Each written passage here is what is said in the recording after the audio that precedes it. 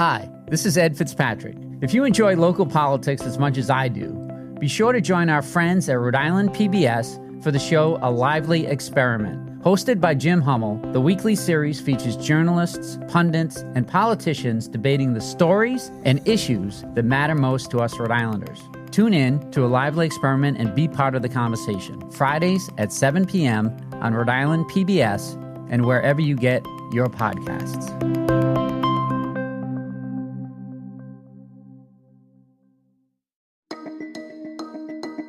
From the Boston Globe, this is Rhode Island Report.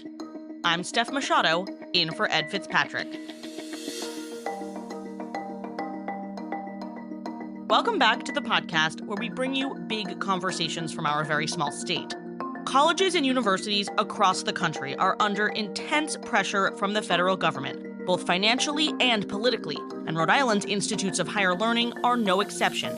For the latest episode of Rhode Island PBS Weekly, I sat down with Dan Eagan, the president of the Association of Independent Colleges and Universities, which represents all 8 of Rhode Island's private colleges. Dan Eagan, thank you for joining me. Thank you, Steph. It's a pleasure to be with you. So let me just start big picture. Is higher education in crisis? I think higher education is in a big crisis. And if you look at the Plan 2025 and what the Republican Party and this current administration are trying to achieve, self-described as forcing a recession on higher education, they are well on their way to achieving that. Elaborate on that. What is happening? Oh, there's a number of things. Started right off in the first 100 days with a number of executive orders by the administration focused on DEI, pausing research grants, just to name a few, and accumulating this week with aggressive crackdown on foreign students and blocking foreign students from attending our institutions. Clearly, there's a desire to change the way higher education operates, and I think at this point, coupled with the impending reconciliation and the budget bill, there will be a chance that the great harm will be reflected on the sector going forward, and for long-term damage, quite frankly. And let's start with the scientific research cuts, more than $1 billion throughout the country. You represent the 8 private colleges and universities in Rhode Island. So the biggest one affected is Brown University that does a great deal of scientific research.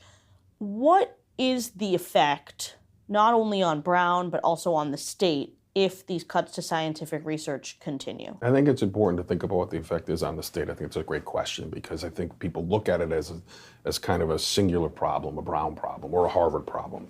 Quite frankly, this problem affects all of the institutions, predominantly Brown and URI. And you're referring to the cuts to overhead spending, which is currently tied up in court. Yes, correct. The impact is about $238 million in research dollars. That's actually what comes into the state. If you're to cut that by 40, 20, 50%, whatever it may be, it's a huge impact. And with that lost revenue, there will be layoffs and or reductions in staffs. And that will harm small businesses, local communities, when folks are no longer working in part of the community and part of the economic engine that is higher ed. And then the long-term risk to science and healthcare and what is happening on these campuses is really going to be stalled and create some long-term problems for the country and our state. You and I have talked in the past about the demographic cliff that we're standing on the precipice of, and really the number of students enrolling or ability to enroll in higher ed in the Northeast has declined dramatically. Across the country, but more dramatically in the Northeast. Can you explain what that demographic cliff is? Sure. I mean, children coming of college age, it's a smaller population than it was when I went to school a long time ago and when we went to school a few years ago. So institutions don't have the amount of students, incoming students that they used to have. And so there's this race to recruit students from other parts of the country, other regions, but quite frankly, the demographics, the number of students coming across the country is smaller. And that's why international students are so important, because international students happen to be a great export or import to our country to pay full pay, to help support Americans and get them to the end of the line with their degree. There was a story in the Attleboro Sun Chronicle about Wheaton College, just over our border in Norton, Mass, is having an enrollment issue for this upcoming fall. They're going to have to do layoffs. They're going to stop retirement contributions. Are we there yet at any of Rhode Island's private colleges? I think we saw one institution announce publicly some layoffs. I think we're at a point where institutions are thinking about maybe not necessarily layoffs, but attrition by retirement and other means. We're there right now that there will be a downsizing of the workforce, given the fiscal pressures being forced upon us by Washington. And you're referring to Johnson & Wales there. Yes. That's already announced layoffs. I mean, what can be done to reverse this problem? Well, I mean, we're very fortunate to have a delegation in Washington that fights very hard for us. A lot is going to lay in the hands of the United States Senate as the reconciliation bill moves forward, beginning, I think, as early as next week, and how we can protect those cuts. Those cuts hurt the sector across the board. I think a lot of people are mistaken to think that this is solely about the elite institutions, the Harvards, the Browns, the MITs, and it's not. This is an attack on the entire higher education sector in our country. What are you most worried about in that budget bill? Right now, the Pell eligibility, this administration has made a decision that the need to support access for folks is not what it used to be. I would argue it's probably greater. And I think that the Pell eligibility changes are great. The elimination of the in-school interest subsidy to go away would be harmful and force students and families to the private market, which would increase their debt load. And an elimination of the grad student loans would really harm the sector in terms of its ability to fund its fiscal programs. The Pell eligibility is that they would change the number of hours you need to go to school in order to qualify for these grants that are for low-income students. Do we have a large number of part-time students at Rhode Island's universities? We do. We tend to find majority of them at the community college, and so it'll harm them more probably and a bigger impact for them, but it will harm. I mean, the reality is not every student's a traditional student. There are students that have to work 30, 40 hours a week and just can't carry 12 credits or 15 credits to meet that mark. Their financial situation and their family situation and their economic situation require that, and now you're eliminating that tool. It's very damning. There's been a lot of focus on the cuts to Brown because those are the most high profile. They do the most scientific research. But are your other member colleges receiving cuts from the Trump administration? Yeah, I think virtually all of them have received some cuts on the National Science Foundation funding. It's a haircut compared to what Brown's is, but and quite frankly, any haircut at this time with what we're facing economically is a big one. It is not singular to Brown. Brown's impact obviously is the biggest. We'll have more with Dan Eagan after a quick break. When you want to go beyond the headlines, let me recommend Rhode Island PBS Weekly. Rhode Island PBS Weekly is an award-winning news magazine broadcast that gives you the full story, powered by investigative journalism and narrative storytelling. New episodes of Rhode Island PBS Weekly drop Sundays at 7:30 p.m. on Rhode Island PBS. Watch past episodes at ripbs.org/weekly. That's ripbs.org/weekly.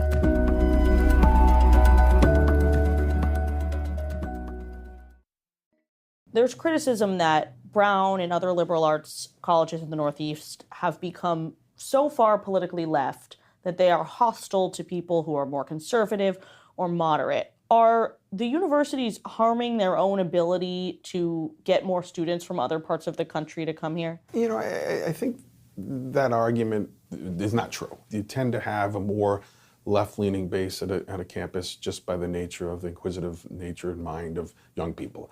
I think institutions across our membership know and value the need to have diverse thought. We have campuses that actually probably tilt more conservative than liberal. And I think it's just the nature of who the institution is recruiting to a degree. Quite honestly, I think the culture war that's attacking it is really harming the economic engine that is higher ed more than it's changing the culture of campuses. Right. President Trump has attacked particularly Ivy League universities for the pro-Palestinian protests that have taken place, saying that the campuses are anti-Semitic. What do you say to that? I think it was troubling, some of the debate and protests that were seen on campuses, and I can understand that. I think when you look at the administration, the president, the vice president's previous comments, it's bigger than that. I think it's about changing higher ed's ability to do what it does, whatever the reason may be. You sort of see it as an excuse. It's a list of grievances I think the administration has against institutions, and maybe an appropriate one, but I think at the end of the day, they've been pretty clear what they're trying to achieve here. How much do you think Brown should be pushing back against the Trump administration? We've seen the president of Harvard really strongly pushing back, doing a lot of press. Should Brown be doing the same? I work for Brown and those 8 presidents. I tend to have them tell me what to do, not me tell them what to do. But I think there's a respect and understanding that all institutions are very different, even in our state. Some have the resources and abilities to be vocal and push back. Some just don't have it in their DNA to do it. And I think it's really an institutional choice. Every institution's in a different position on how to handle and approach that. And let's talk about DEI. Have any of your member colleges rolled back diversity, equity, and inclusion initiatives? I haven't looked to see directly, but I think what they've done is they've tried their best to follow the order in a sense that as much as the order is not, as it says at the end of it, not binding and not a legal edict, they've tried to meet the administration where they can in terms of delivering what their students need, being an open campus. The Trump administration has paused student visas for international students. Who knows if that will still be the state of affairs when this story airs. But what does that do to Rhode Island's universities? So it's significant. I think it's about 5,000 international students attend institutions in Rhode Island. And we, as a sector, educate about, I think, 30,000, and then there's another 14 or 15 at the public. So we're about 40, 45. So that's about 10% of the population. Full pays that come here spend tons of money traveling, tons of money in the local economy, rent, and so forth, and then help really move the infrastructure along for higher ed to provide education for all Americans. Are international students more likely to pay the full sticker price? I think typically, yeah. I think typically, they don't have the benefit of the federal aid programs, the benefit of the student aid programs, but typically, yeah, we see that they tend to be full price. Let's talk about the sticker price. Some of your private colleges are charging $80,000, $90,000 a year, including room and board. Is that impacting enrollment? I don't think so. Again, we've seen record enrollment across the country. We have declining enrollment in the Northeast to a degree. We're flat. The sticker price, which was referred to, $80,000, $90,000, is what very few people pay.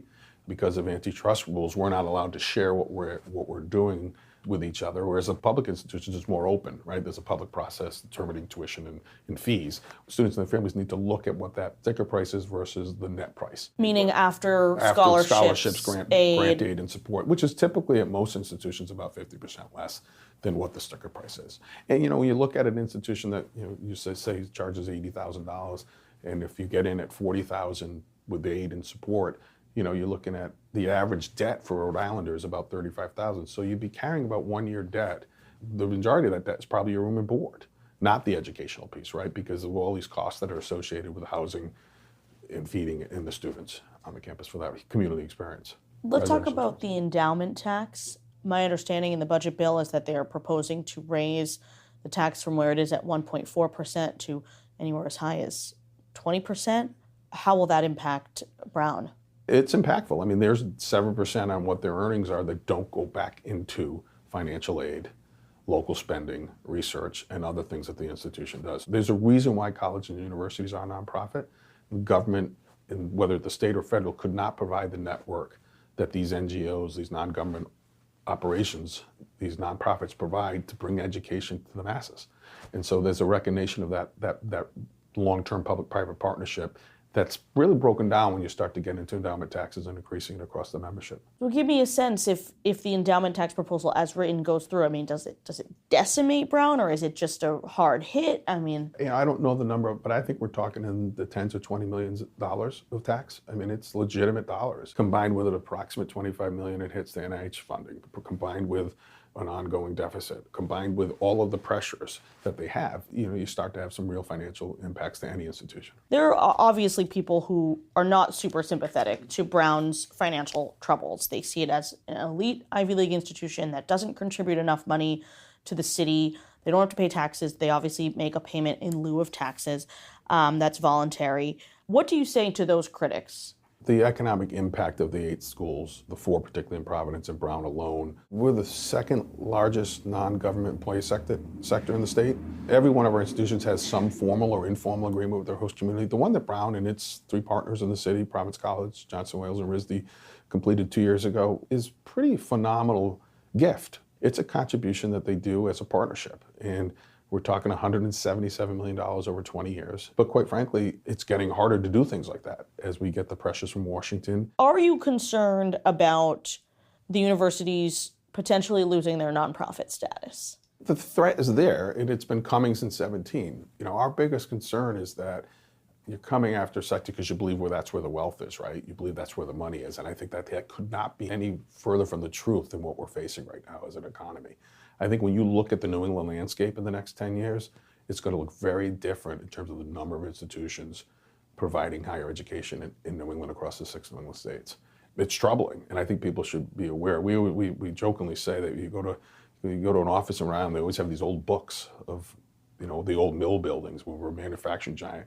I'm fearful someday we're going to have a book of old universities because we don't protect what we have. And in some ways, we're going to kill the goose that lays the golden egg. Dan, my final question for you.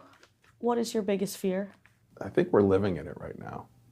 We're at a point where we're questioning the value of higher education.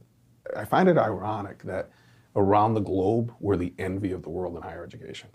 But yet in our own country, from not only our leaders, but the general public, we're not seen in even a similar equal light. So I think in some ways that's not necessarily a fear, it's what we're living right now. Dan Eagan, thank you so much for the time. Steph, thanks. It was great to be with you. You can watch my interview with Dan Eagan in the latest episode of Rhode Island PBS Weekly at ripbs.org/weekly. Rhode Island Report is a production of the Boston Globe in collaboration with Rhode Island PBS. Today's episode was produced by Megan Hall, audio mixing and mastering by Marissa Ewing of Hemlock Creek Productions. Our music is from APM. Be sure to follow us on Apple, Spotify, or wherever you listen. I'm Steph Machado. Ed will be back next week.